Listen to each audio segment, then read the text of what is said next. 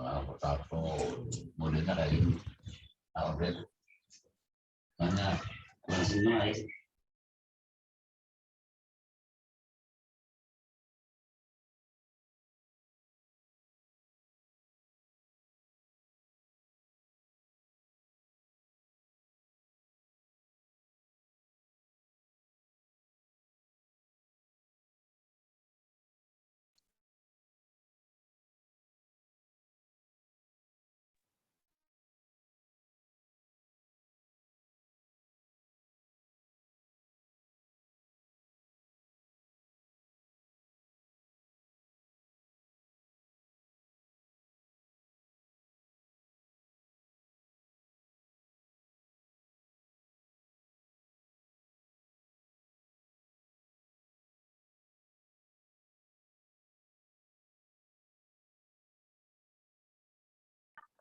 Ya.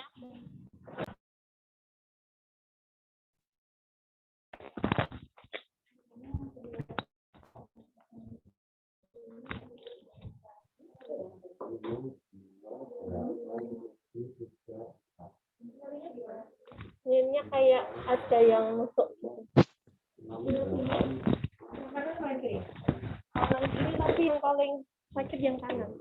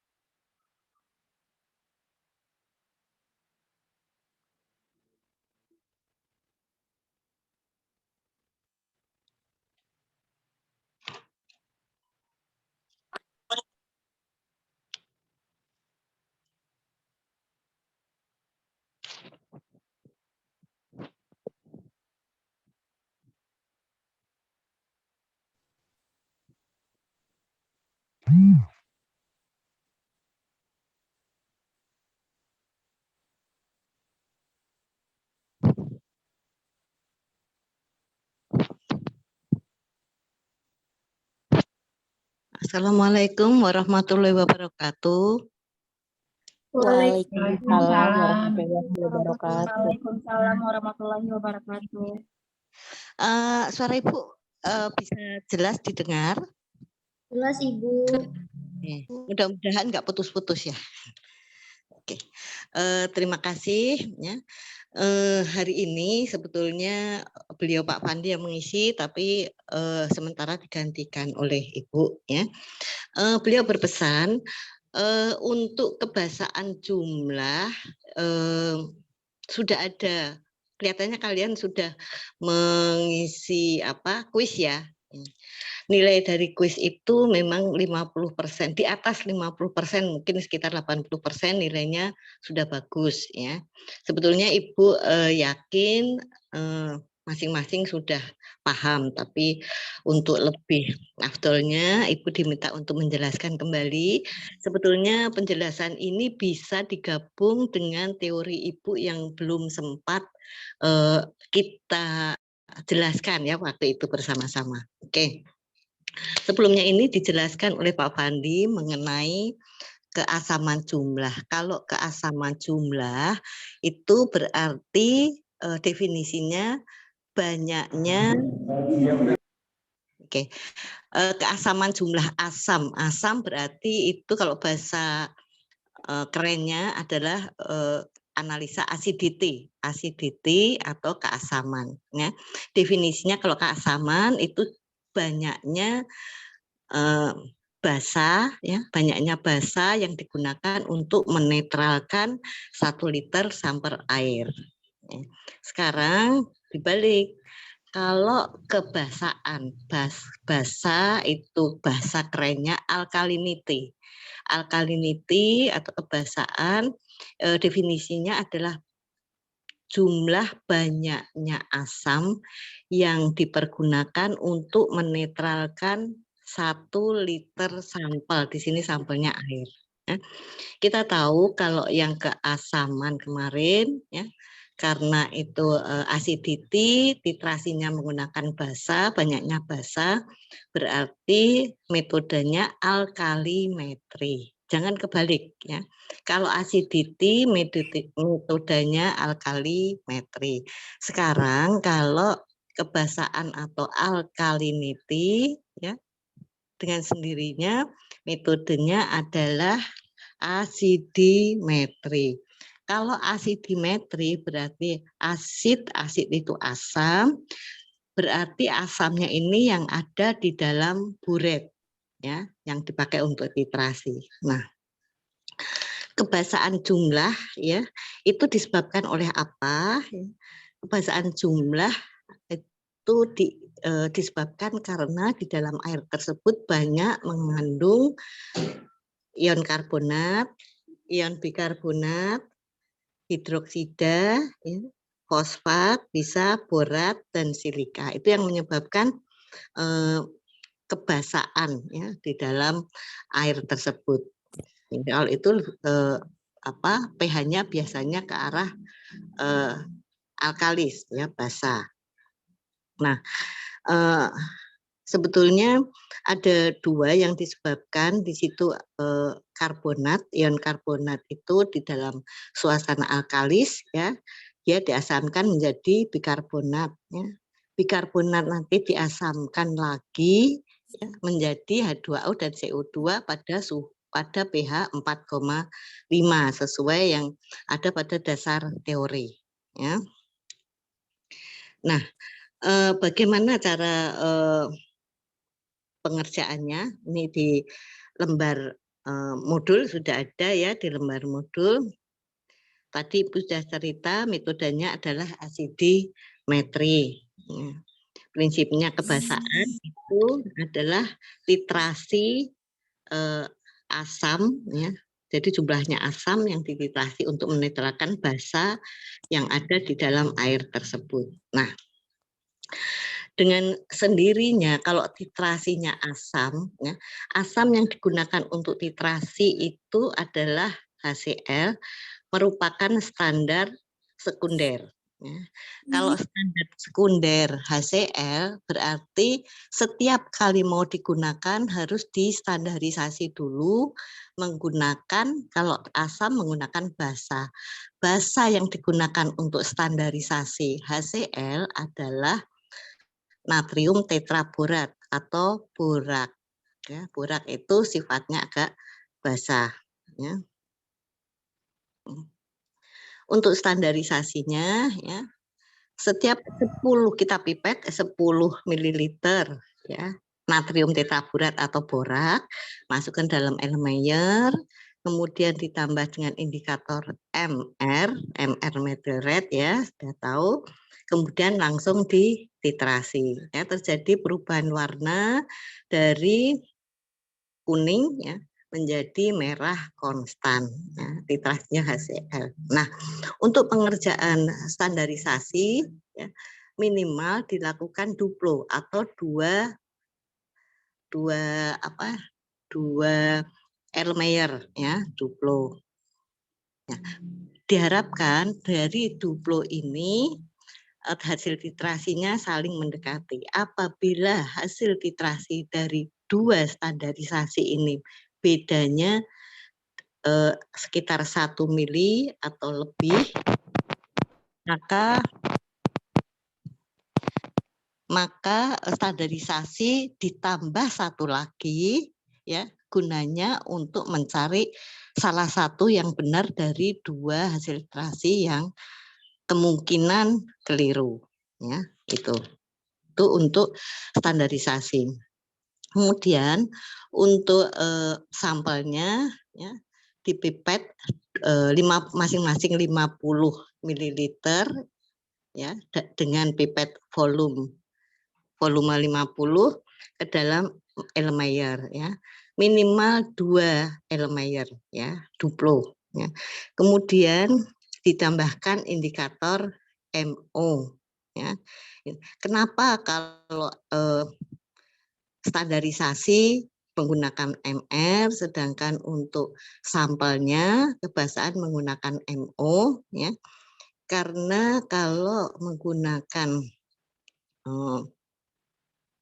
MR untuk standarisasi itu sudah jelas karena memang borak ini sifatnya jelas adalah basis ya. Sedangkan untuk sampel kita tidak tahu dia sudah basis atau sedikit mengarah ke netral. Makanya untuk perubahannya akan lebih jelas apabila menggunakan methyl orange ya, methyl orange. Titrasinya sama menggunakan HCl ya, dititrasi sampai dari warna kuning menjadi oranye ya, kuning jadi oranye. Kemudian dicatat hasilnya. Nah, untuk standarisasi tadi Ibu bilang 2 ya, 2 kali dimasukkan di dalam kolom yang sudah disiapkan ya. Cara menulisnya selalu untuk standarisasi pertama kita mulai dengan 0,00 sampai berapa hasil titrasinya. Misal sekitar 10,05 atau yang kedua 9,20 boleh ya. Nanti dari hasil itu kalau mendekati tinggal di rata-rata. Nah, kemudian dari hasil rata-rata itu dimasukkan ke dalam rumus untuk mencari normalitas HCl atau asam yang akan kita gunakan untuk standarisasi. Kalau ditanya, kenapa sih kok selalu harus distandarisasi HCl-nya? Karena HCl merupakan standar sekunder. Setiap kali atau setiap hari akan digunakan harus selalu distandarisasi.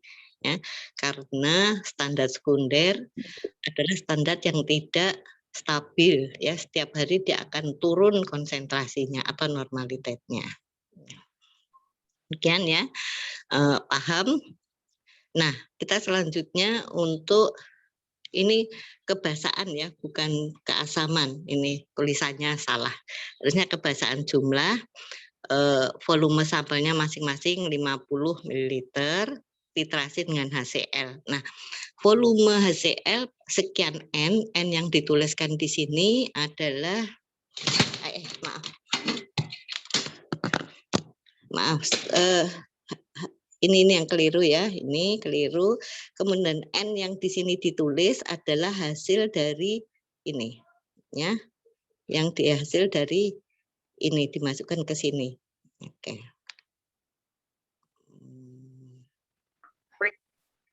Oke. Kita hapus dulu. Oke. Ya, kita tulis seperti tadi, oke. Untuk hasilnya dimulai dengan 0,00, hasil titrasinya berapa? Yang pertama, yang kedua juga demikian. Nah, apakah hasil untuk kebasaan jumlah ini harus dirata-rata? Tidak, ya. Setiap hasil titrasi kita hitung sendiri, ya, kita hitung sendiri. Misalnya yang ada 3 titrasi, maka 3 kali yang kita hitung, ya. Ada 2 yang penyebab dari analisanya ya. Ada 2 bisa dihitung sebagai CaCO3 ya, kebasaan sebagai CaCO3 atau kebasaan sebagai CO2 ya. Kebasaan sebagai HCO3 atau gimana? Bisa diulangi, mau diulangi atau enggak? Oke. Jadi kebasaan ada 2 dihitung, yaitu sebagai CaCO3 dan sebagai HCO3 ya. CaCO3 ini adalah sebagai karbonatnya, HCO3 adalah sebagai bikarbonatnya. Nah, mudah-mudahan sudah bisa sampai sekian. Bagaimana masalah rumus ya? Rumus untuk titrasi, semua rumus titrasi di dalam analisa air sebetulnya sama ya, tidak ada yang berbeda. Coba dilihat. Kalau di dalam air kita menghitungnya selalu di dalam miligram per liter, ya. Miligram per liter, bukan miligram per mililiter. Nah, padahal sampel yang kita ambil sekitar 50 mililiter. Oleh karena itu harus dikonversi ke dalam liter. Nah, mililiter dan liter. Oleh karena itu semua perhitungan untuk sampel secara titrasi 1000 dibagi dengan volume sampel. Sampel mau diambil 25 boleh, mau diambil 100 boleh, ya. Kemudian secara umum dikalikan dengan volume titran. Volume titran itu bisa kalau asidi, ya. Kalau asidimetri berarti asam, kalau alkalimetri itu volume dari basa, ya, yang digunakan titrasi. Kemudian dikalikan dengan normalitet atau konsentrasi.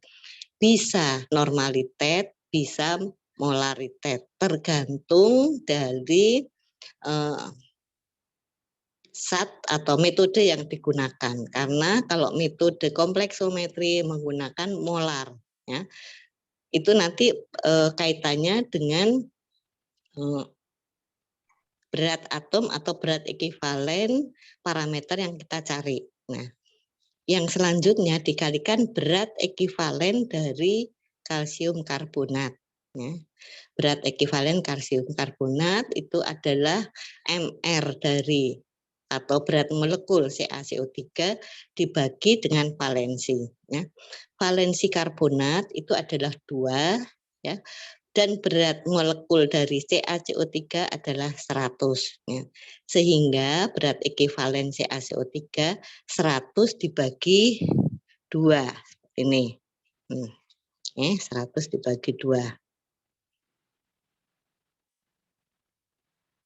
Ya.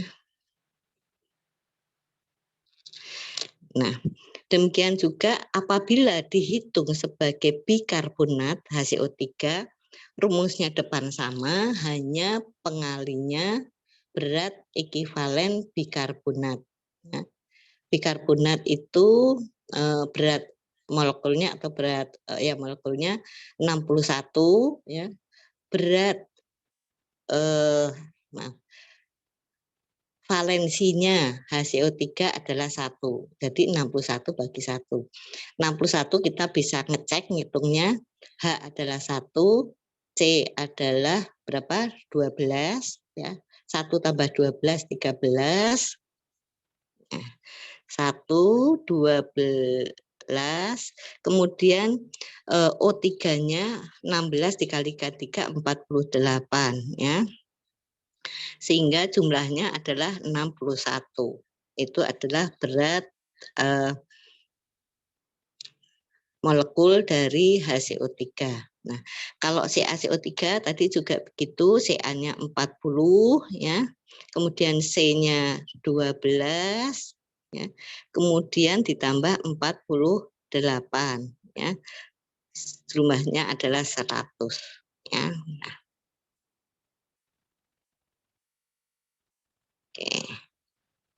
Oke.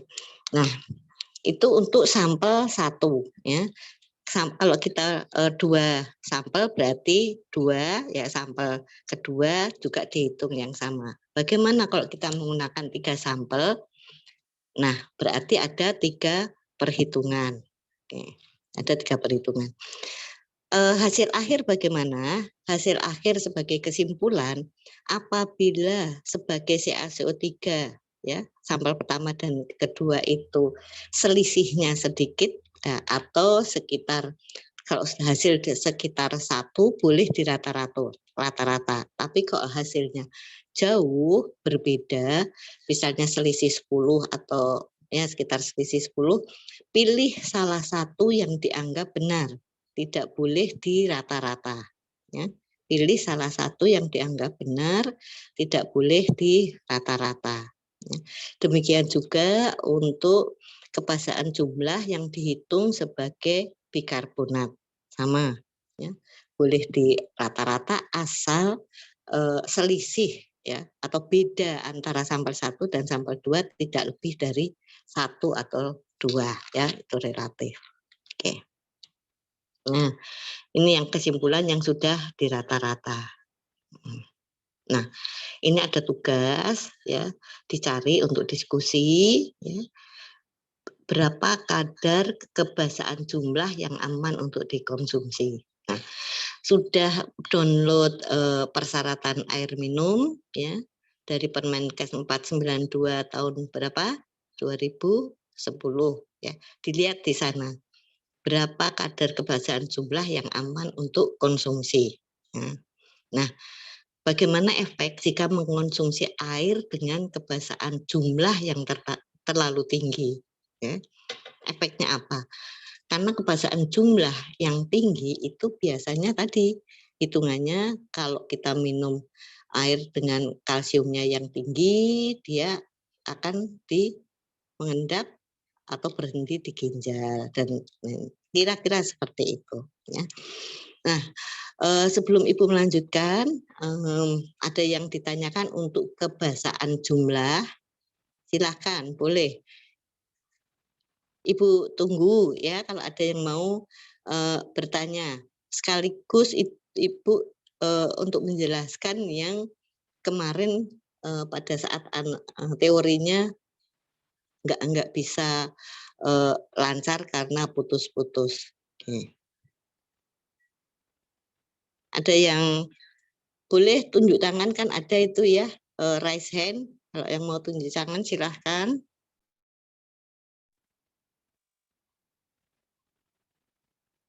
Nggak ada?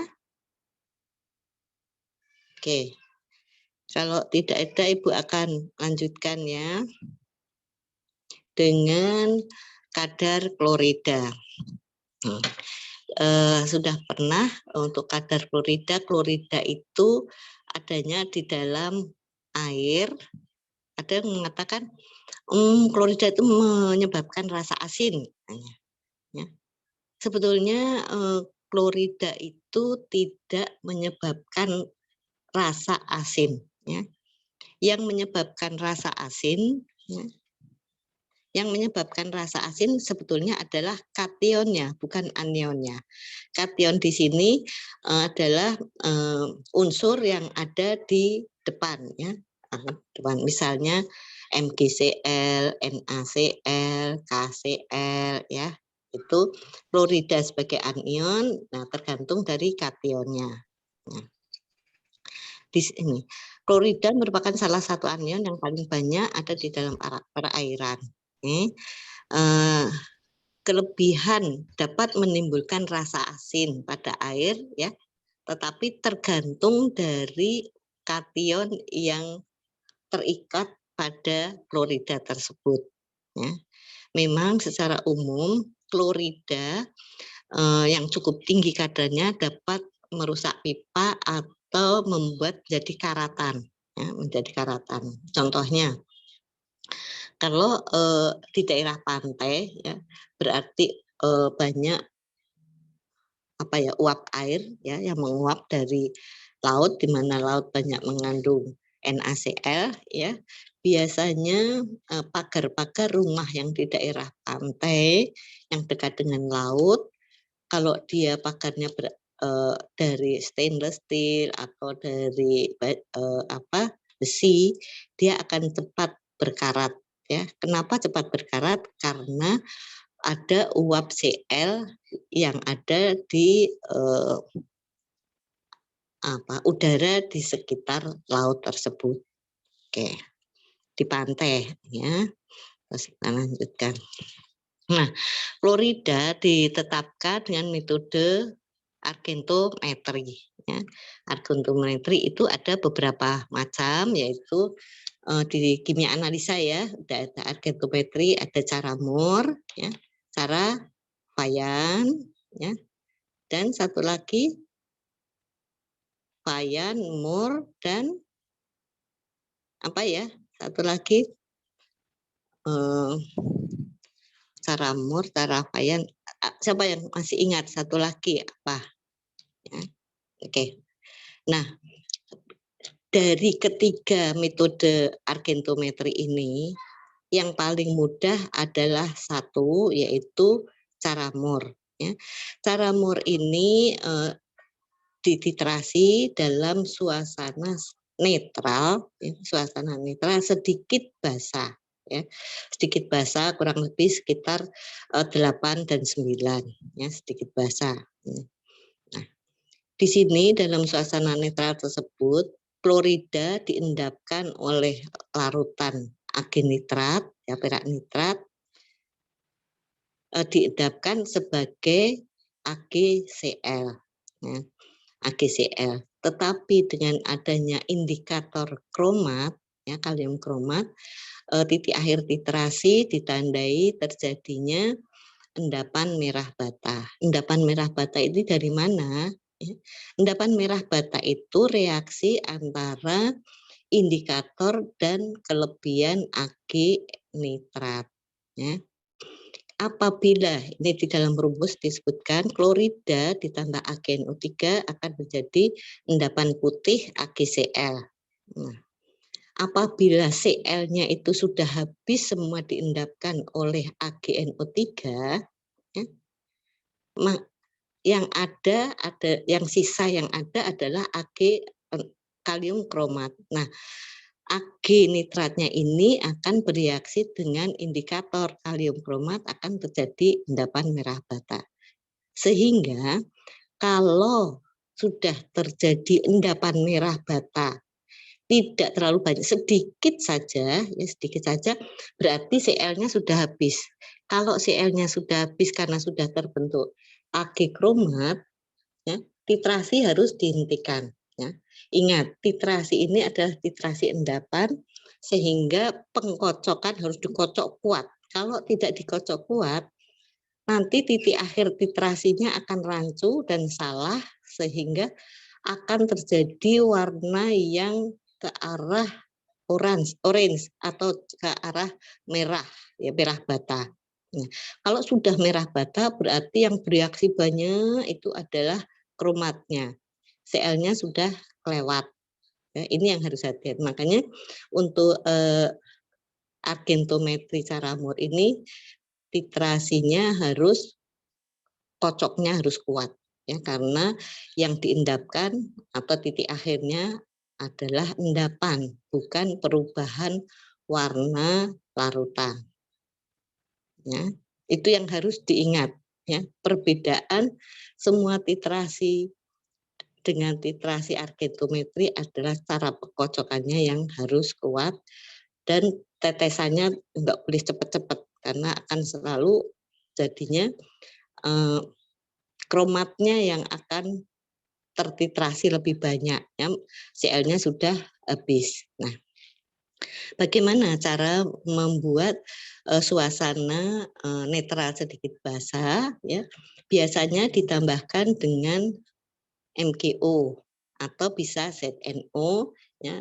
Karena ini serbuk, dia tidak larut, ya, tidak larut, jadi hanya membuat suasana, jadi sedikit saja lalu dihomogenkan. Sebetulnya bisa ditambah dengan H2SO4, tetapi takut kalau kelebihan menjadi asam, ya. Jadi lebih baik menggunakan MgO atau ZNO, tetapi biasanya di laboratorium kita menggunakan MgO. Nah, penetapan kadar klorida ini, ya, ada ion-ion pengganggunya, ya. Pengganggunya karena ini klorida termasuk klorida ini termasuk halogenida. Kelompok halogenida adalah klorida YBr, ya. Itu termasuk dia warnanya akan mirip-mirip. Kalau klorida putih, ya. Kemudian bromida agak kuning. Iodida adalah endapan AgY yang berwarna kuning. Selain itu ada yang mengedap juga adalah sianida, sulfit dan tiosulfat. Ya. Jadi kalau di dalam sampel air mengandung anion-anion tersebut, biasanya sangat mengganggu penelitian atau analisa dari klorida di dalam air. Ya. Selain itu untuk penelitian atau analisa biasanya untuk sulfida ya, kemudian sulfit, kemudian tuh sulfat dihilangkan dulu dengan penambahan hidrogen peroksida ya. Jadi ini pengganggu-pengganggu apabila kita menganalisa klorida di dalam air. Nah, biasanya ini di air apa sih kalau klorida banyak gangguannya? Biasanya kalau di air sumur pengganggu-pengganggu ini sangat jarang ya. Biasanya ada di air laut atau air limbah. Biasanya gangguan ini yang cukup banyak ya. Ini dasar dari argentometrinya. Kira-kira sudah paham ya? Oke, kita lanjut. Untuk literasi ya. Nah, seperti tadi ya, karena argentometri berarti zat penliterasinya atau yang ada di dalam buret itu AgNO3 ya, Ag nitrat. Nah, yang ada di dalam buret. Nah, Ag nitrat ini adalah standar sekunder yang seperti HCl yang setiap saat akan digunakan atau setiap harinya harus distandarisasi. Nah, standar sekunder AgNO3 ini harus distandarisasi menggunakan NaCl karena larutan NaCl ini lebih stabil dibandingkan larutan AgNO3. Nah, jadi NaCl merupakan standar primer ya, untuk standarisasi standar sekunder AgNO3. Nah, seperti tadi setiap kali standarisasi kita cukup menggunakan 10 ml standar primer, di sini NaCl, dimasukkan dalam Erlenmeyer, kemudian ditambah serbuk MgO atau ZnO ya, untuk membuat suasana netral sedikit basah dan ditambahkan 1 ml kalium kromat 5% sebagai indikator ya. Setelah dihomogenkan baru dititrasi menggunakan AgNO3 ya yang sudah disiapkan. Nah, ini harus setiap tetes dikocok kuat karena pertama kali pada awal titrasi akan terbentuk endapan putih dari AgCl ya. Endapan putih dari AgCl. Nah, kocok terus, begitu sudah ada endapan merah, tidak harus banyak ya. Makanya hati-hati begitu tes agak merah, kocok kuat, kira-kira ada endapannya enggak. Kalau ada endapan merah cukup, tapi kalau belum tambah 1 tetes lagi, kocok kuat, sudah ada endapannya. Dan endapan itu tidak akan terlihat kalau cairan itu masih berputar, artinya belum diam ya, nanti akan kelihatan. Nah, ini hati-hati karena banyak keliru standarisasi maupun analisa titrasi argento ini banyak yang kebablasan, artinya tahu-tahu sudah merah tua. Wah, itu yang banyak adalah kalium kromatnya yang tertitrasi karena Cl-nya sudah habis awal-awal. Oke. Itu untuk standarisasinya. Untuk analisanya sama ya, caranya persis sama, hanya standar primernya diganti dengan sampel ya. Di sini digunakan bisa sampelnya 50 mili. Nah, sampel 50 mili ini tidak harus 50, boleh 100, boleh 25, boleh juga apabila kadar kloridanya cukup tinggi. Yang diambil 50 ml ini adalah sampel yang sudah diencerkan. Artinya misalnya kita mau pengenceran 10 ya, bisa kita ambil 50 ml sampel, kita encerkan, masukkan ke dalam stop di dalam labu ukur yang 100 misalnya atau yang 1000 ya, kita encerkan. Nah, dari yang pengenceran itu baru diambil 50 untuk dititrasi kadar kloridanya ya. Dengan sendirinya apabila yang diambil adalah sampel yang sudah pengenceran, nanti rumusnya dikalikan dengan berapa kali pengencerannya ya. Kalau caranya sih sama ya, 50 ml sampel asli maupun sampel yang sudah hasil pengenceran, ditambahkan serbu MgO atau ZNO, tambah indikator ya, titrasi dengan IgG 3 sampai terjadi endapan merah bata. Ya. Seperti tadi untuk hasilnya, untuk standarisasi sama tadi ya, kita mulai penulisannya 0,00 sampai titrasi berapa ya. Nah, sementara itu NaCl yang di sini adalah yang digunakan NaCl yang ada tertulis di dalam botol ya, di dalam tempatnya itu berapa.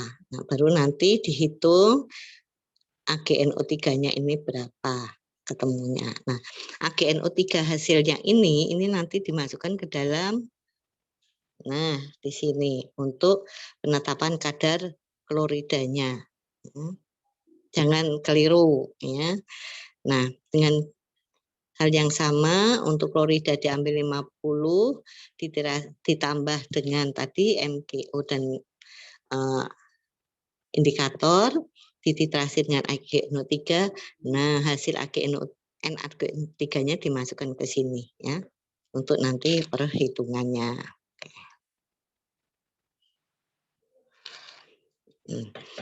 Nah, hasilnya tidak boleh langsung dirata-rata ya, tetapi harus dihitung sendiri-sendiri sampel pertama dan sampel kedua. Tadi Ibu mengatakan bahwa rumus untuk analisa air ya, secara titrimetri sama ya, di sini lihat sama. 1000 dibagi dengan volume sampel sama. Terus dikalikan dengan volume titran. Di sini titrannya AgNO3 dikalikan normalitas AgNO3 ya.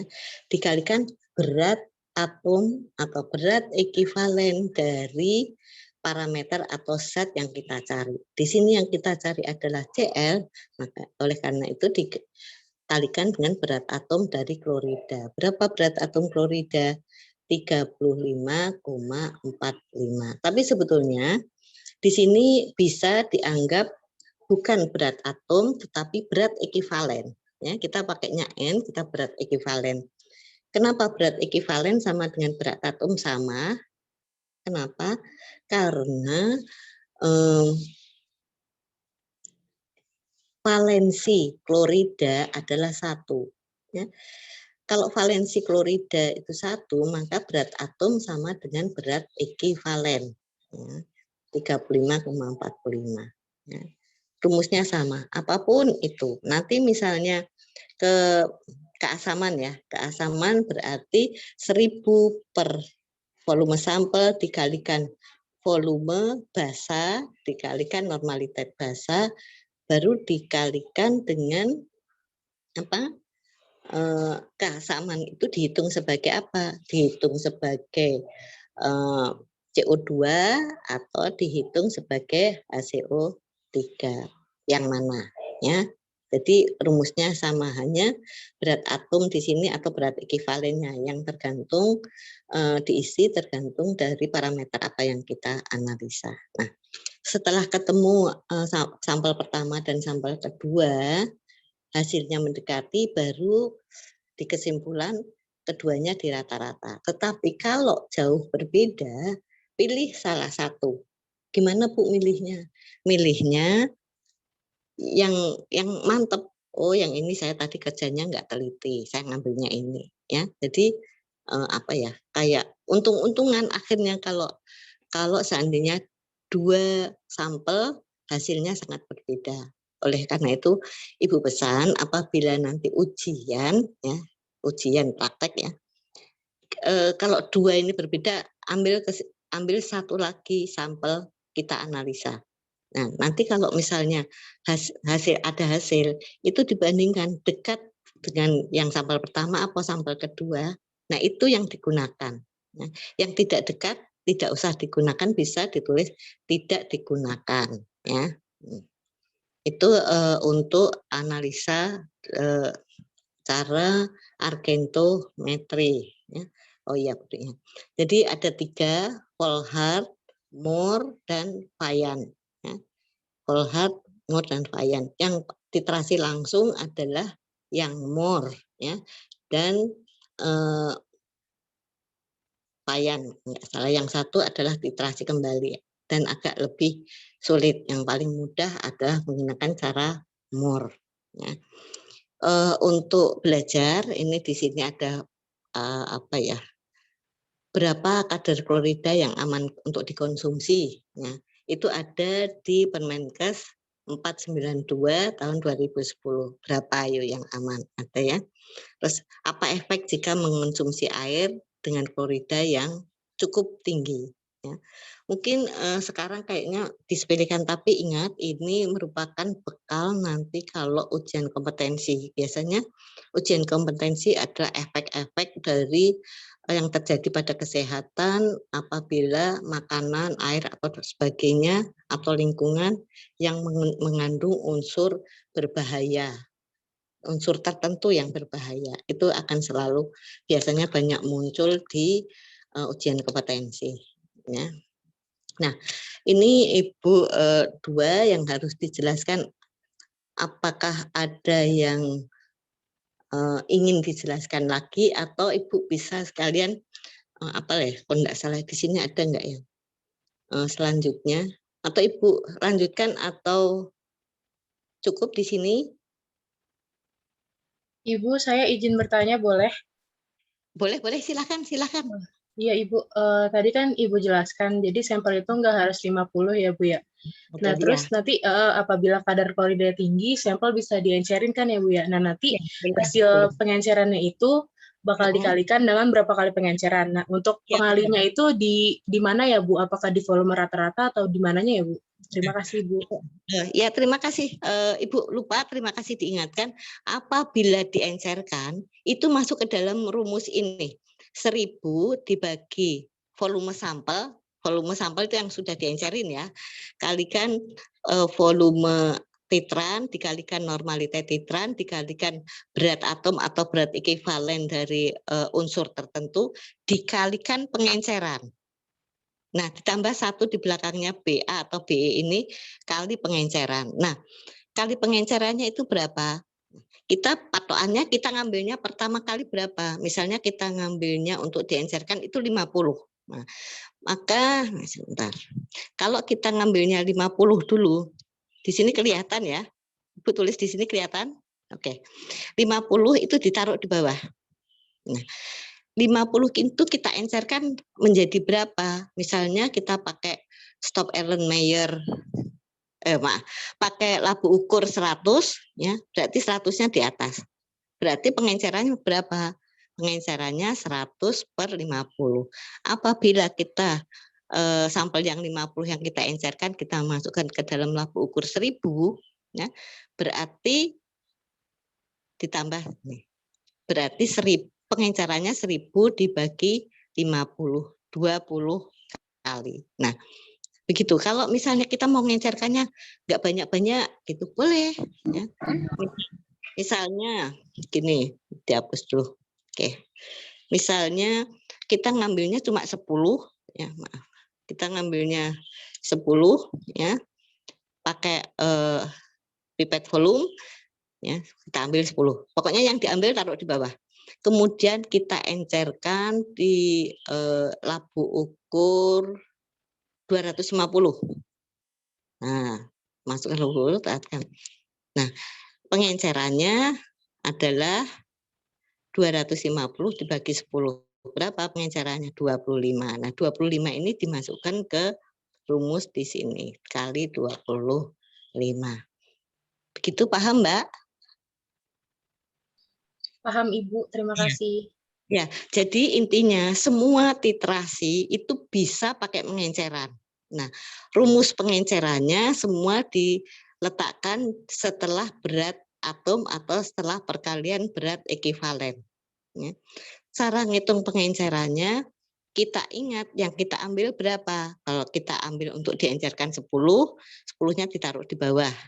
Nah, dimasukkan ke dalam labu ukur volume berapa yang nanti mau diatkan sampai tanda batas. Misalnya sampai 250 atau nggak usah 250 deh, 100 aja.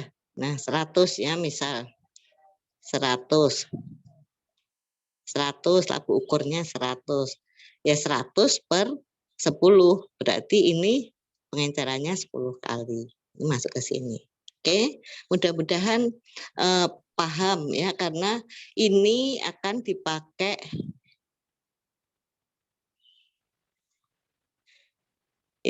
dipakai untuk seterusnya untuk pengenceran ini, karena seorang analis kalau bekerja di mana kemudian masuk ke kimia, biasanya sampel yang masuk ke dalam laboratorium itu macam-macam, bisa gampang, bisa susah ya.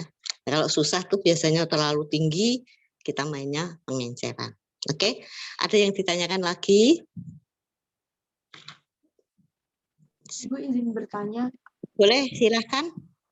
mengenai yang tugas tadi dikerjakan di mana ya Bu ya? Tugas tadi gini, tugas tadi hanya untuk belajar sendiri aja ya. Yang penting tahu, karena kemungkinan di dalam kuis itu akan ada di situ ya. Jadi untuk evaluasi belajar masing-masing aja dulu untuk tugas yang tadi. Oke.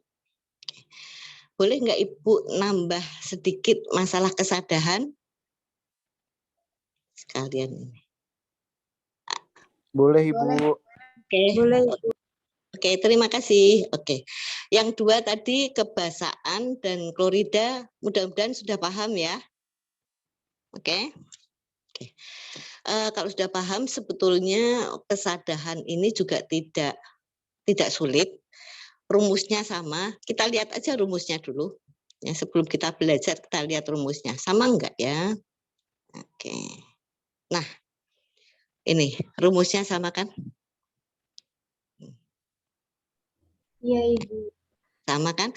1000 per volume sampel. Volume sampelnya tergantung 50, 20 atau dikalikan dengan volume titran. Di sini NaDTA dikalikan molar EDTA. Nah, Ibu tadi udah bilang kalau dia menggunakan molar berarti yang digunakan bukan berat atom atau berat ekivalen tetapi berat molekul. Ya, sama. Apabila ini ada pengencerannya bagaimana Bu? Gampang. Di sini nanti ditambah setelah BM CaCO3 dikalikan pengenceran. Ya. Rumusnya sama. Ya. Jadi nggak usah bingung. Oke. Sekarang Ibu mulai dari awal. Nah, dasar teorinya dulu ya. Karena ini kesadaran merupakan kompleksometri. Kompleksometri itu adalah suatu metode yang biasanya digunakan untuk analisa logam-logam secara titrimetri. Logam-logam secara titrimetri biasanya menggunakan kompleksometri. Ya. Namanya kompleks, ya. Sehingga reaksinya antar logam satu dan logam lain agak berbeda, terjadi perubahan warnanya beda. Oke. Nah, untuk kompleksometri itu biasanya digunakan untuk analisa salah satunya air yang sadah. Ya. Air sadah itu apa? Air sadah yaitu air yang tidak bisa melarutkan, ya, tidak bisa melarutkan atau yang mengendapkan sabun. Ya. Sabun itu tidak akan larut atau tidak akan larut, tetapi akan mengendap apabila air yang digunakan adalah air sadah. Ingat, kalau kita kehujanan atau kita mencuci pakai air hujan, ya, atau kita mandi pakai air hujan, kita pakai sabun, biasanya nggak akan bersih, rasanya masih ada sabunnya terus ya, rasanya licin terus ya. Itu berarti airnya sadah, artinya tidak akan bisa membersihkan sabun tetapi akan mengendapkan sabun ya. Meskipun air sadah itu tidak begitu berbahaya ya, tapi menyebabkan beberapa permasalahan ya. Di antaranya menyebabkan kerak. Ingat kalau airnya sadah, kesadarannya tinggi, kita merebus air ya, panci atau apa caret yang kita pakai lama-lama dia akan tebal Karena apa? Karena unsur-unsur yang menyebabkan kesadaran misalnya Ca, ya, karbonat itu termasuk, kemudian sulfat itu termasuk unsur-unsur yang menyebabkan kesadaran, ya, yang menyebabkan kerak di dalam pipa maupun keran maupun panci dan sebagainya. Oke.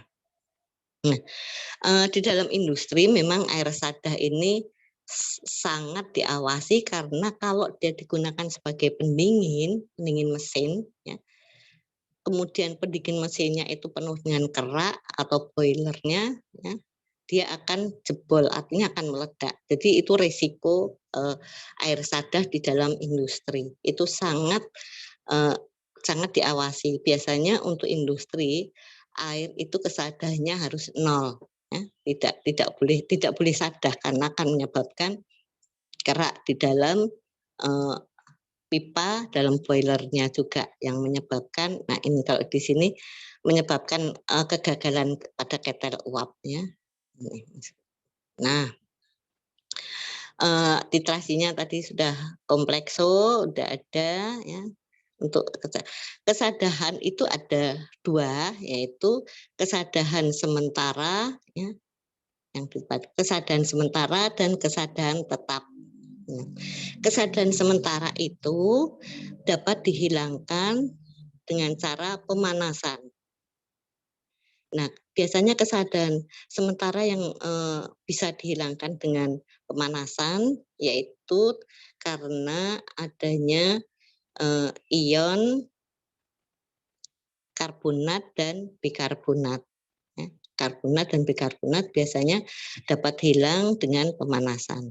Kalau kesadahan tetap, ya, tidak bisa dihilangkan dengan pemanasan, hanya bisa dihilangkan dengan cara pertukaran ion atau ion exchanger, pertukaran ion. Nah, pertukaran ion itu biasanya menggunakan apa? Biasanya menggunakan resin, ya, resin, ya, resin. Nah, kenapa? Karena resin misalnya ada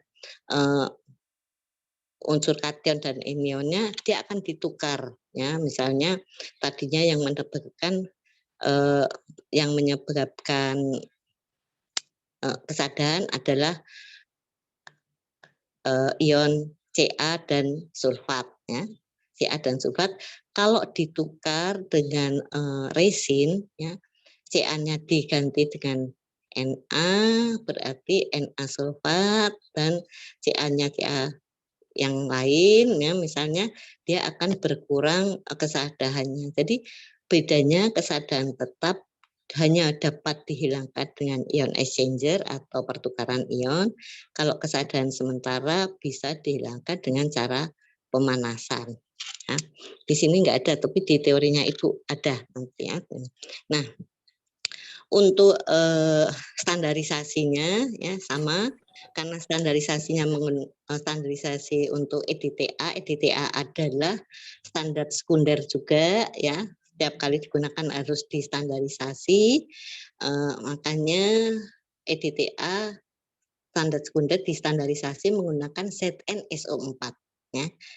Karena ZN-SO4 merupakan standar primer yang bisa digunakan untuk menstandarisasi EDTA. Nah, Ibu tadi katakan kompleksometri biasanya banyak digunakan untuk analisa logam-logam. Oleh karena itu, di sini yang digunakan untuk standar primer adalah ZnSO4 atau zinc sulfat. Karena Zn ini adalah unsur dari logam, ya, yang stabil, ya.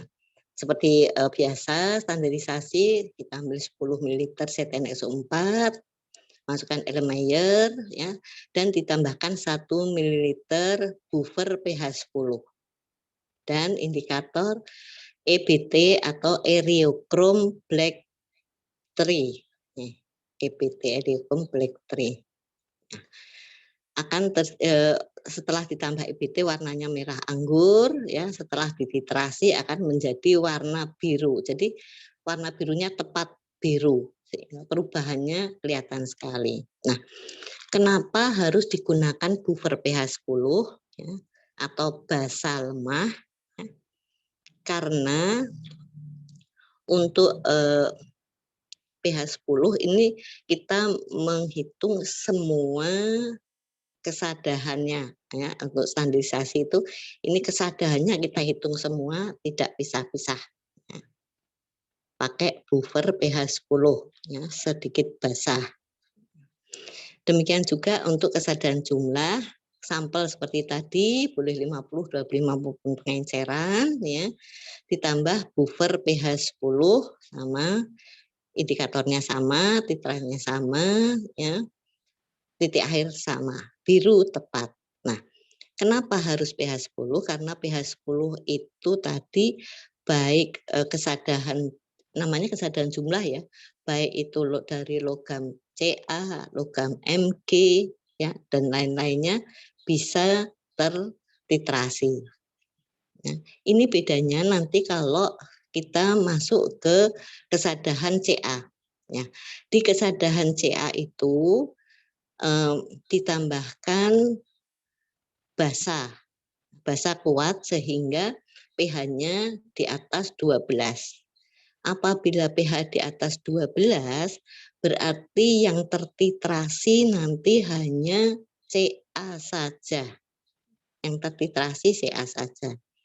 Bagaimana kalau di bawah pH 12, ya, sekitar 11, ya, yang tertitrasi itu adalah Mg saja, magnesium saja. Kalau yang di sekitar 10, baik Mg maupun Ca. Oke. Nah, ini untuk indikator EBT. Nah, ingat indikator EBT warna merah anggur menjadi warna biru tepat. Oke. Nah, ini lanjut sekalian dengan kesadaran Ca yang Ibu bilang tadi. 50 ml sampel sama dengan sampel yang sama, kita tambah dengan 1 ml NaOH 10%. Ini basa kuat ya. Ditambah dengan indikator yang berbeda, untuk unsur yang berbeda indikatornya berbeda. Oke. Indikator yang digunakan di sini adalah mureksid. Ya, mureksid. Setelah ditambahkan akan terjadi warna merah muda.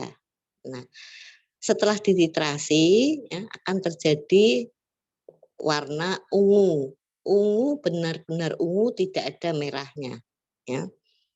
Soalnya agak berbeda. Nanti kalau praktikum akan jelas kelihatannya merah anggur dan ungu. Ya, ungu jelas ungu. Ya. Nah, di sini yang Ibu katakan untuk penetapan kesadaran Mg itu bisa dengan cara dikurangi dari kesadaran jumlah dikurangi kesadaran Ca, atau dari kesadaran Mg sendiri sama sampelnya 50 ml sampel, hanya ditambahkannya bukan NaOH, bukan buffer pH 10, tetapi amonia NH4OH ya. 1 mili NH4OH, indikatornya sama dengan mureksid. Ya. Kemudian setelah titrasi, karena dari merah muda, kalau dia kesadaran Mg menjadinya warnanya merah anggur, dari merah muda menjadi merah anggur, itu bedanya. Tetapi untuk kesadaran Mg kita tidak melakukan praktikum ya, ini hanya untuk pengetahuan saja ya, untuk pengetahuan saja. Mudah-mudahan paham ya perbedaannya, sekaligus Ibu jelaskan di sini. Nah, untuk standarisasi ya, jadi kalau nanti praktikum atau ujian kita pakai model yang seperti ini, artinya untuk standarisasi ditulis volume berapa untuk standar primernya, berapa untuk titrannya ya, EDTA-nya. Ingat, kompleksometri tidak menggunakan satuan normal tetapi molar ya, M bukan N ya, ingat itu. Nah, kalau isinya sama selalu untuk hasil titrasi dimulai dengan 0, karena kita kalau di buret itu mesti 0 dulu kan, nggak boleh di tengah-tengah. Oh, ingat, Ibu ingatkan sekali lagi nanti kalau benar-benar praktikum, kalau bisa jangan sekali-sekali memulai titrasi melanjutkan. Artinya misalnya tadi titrasi sampai 10,2. Kemudian dilanjutkan lagi untuk titrasi berikutnya. Jangan, karena apa? Akan terjadi kesalahan di dalam pengamatan. Ya. Lebih baik kita tambahin sedikit lagi sampai 0, kita mulai iterasi. Ya. Nanti salahnya banyak, double-double. Oke. Seperti tadi setelah distandarisasi ketemu hasilnya, kemudian dihitung ini M molaritas dari EDTA yang digunakan, ya ini nanti hasilnya ini masuk ke sini ya. Oke.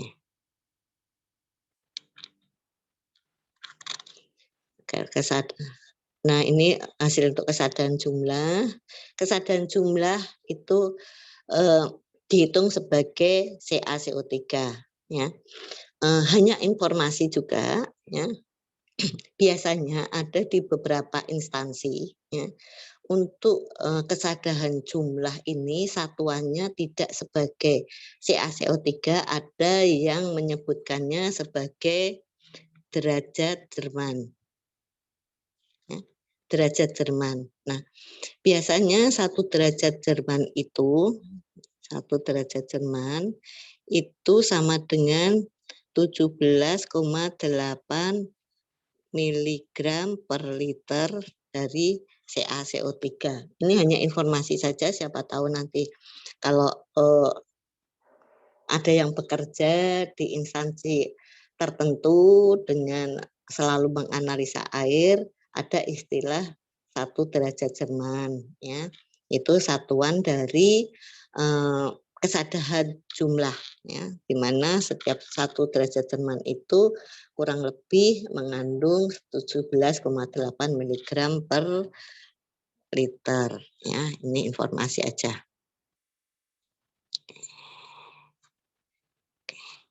Nah, tadi hasil titrasi 2 ya. Ini 1000 sama kan, 1000 per volume sampel kalikan sama volume molaritas dikalikan berat molekul CaCO3 ya. Berat molekul CaCO3 kan tadi udah diketahui kan, kita hitung 100. Apabila kesadaran ini menggunakan pengenceran lagi, sama ditambah pengencerannya di sini. Pengencerannya berapa seperti tadi. Oke. Rumusnya enggak beda-beda, semua untuk titrimetri sama ya. Nah, setelah 2 dihitung, kesadaran jumlahnya akan dirata-rata. Kalau sama-sama, bagaimana dengan kesadaran CA-nya? Nah, kesadaran CA sama ya tadi, ini EDTA-nya diambil hasil dari yang tadi ya. Kemudian dihitung. Nah, di sini hitungnya kan sama, baru dikalikan dengan berat atom ya, berat atom dari CA. CA-nya berapa? 40, dikalikan 40. Ya, tadi. Jadi kalau untuk ujian misalnya teori ya, untuk titrimetri bagaimana rumusnya, nggak usah bingung karena rumusnya semua pasti sama. Sampelnya 1000 dibagi berapa volume sampel yang dipakai, ini kalikan volume, kalikan normal atau molar dari titran, kalikan berat atom atau berat ekivalen dari unsur yang akan kita analisa, baru dikalikan pengenceran. Pasti semua sama. Oke.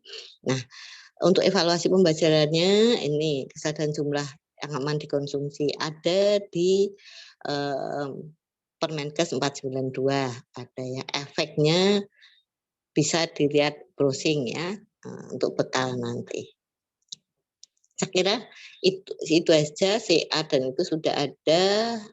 Untuk kadar dissolve oksigen dan zat organik kalau nggak salah satu lagi.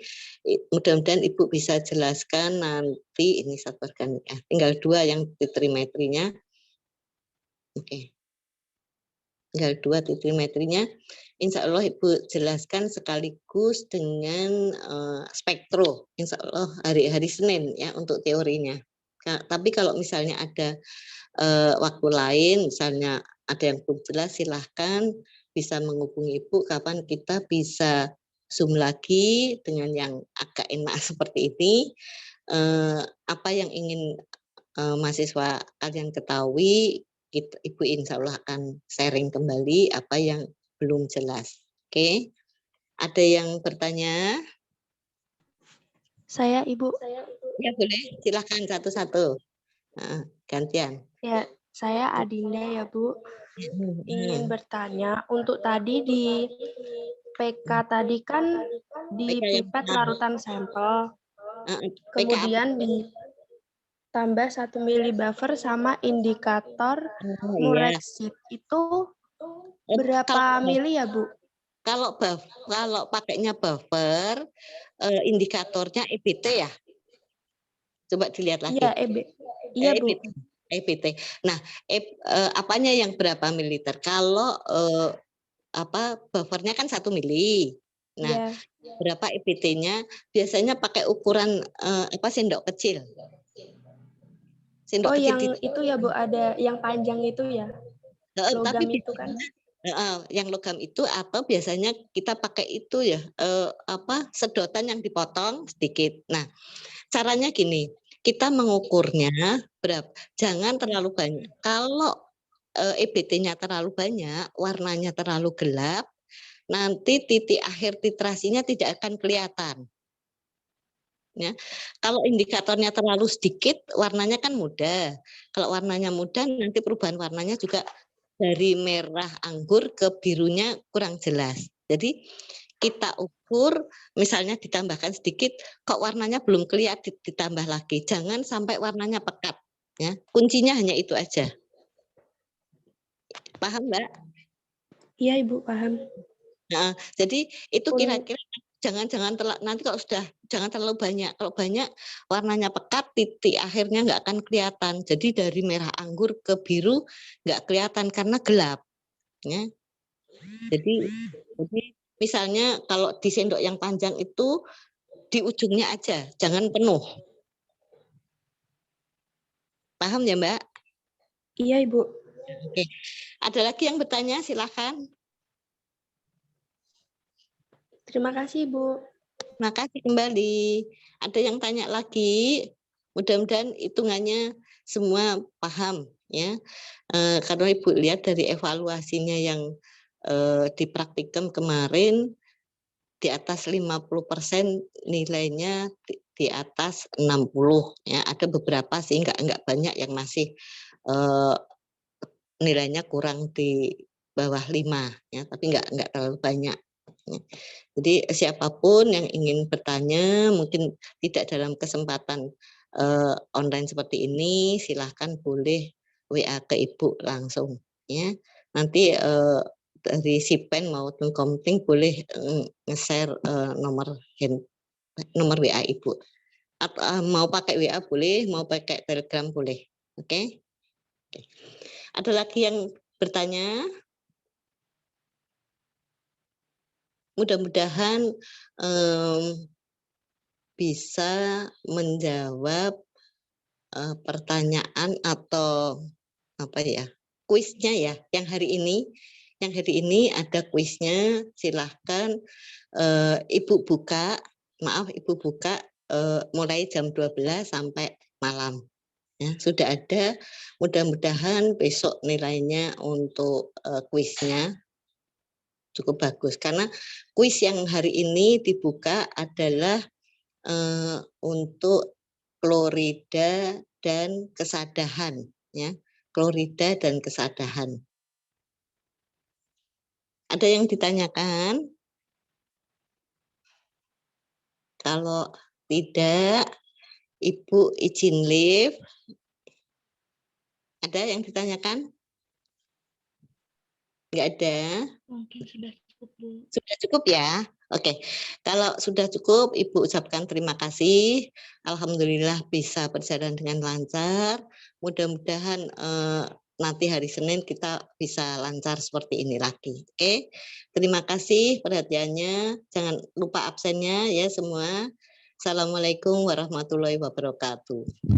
Waalaikumsalam warahmatullahi wabarakatuh. Terima kasih banyak Ibu. Terima kasih Ibu. Terima kasih Ibu. Izin live ya. Iya Ibu. Iya Bu.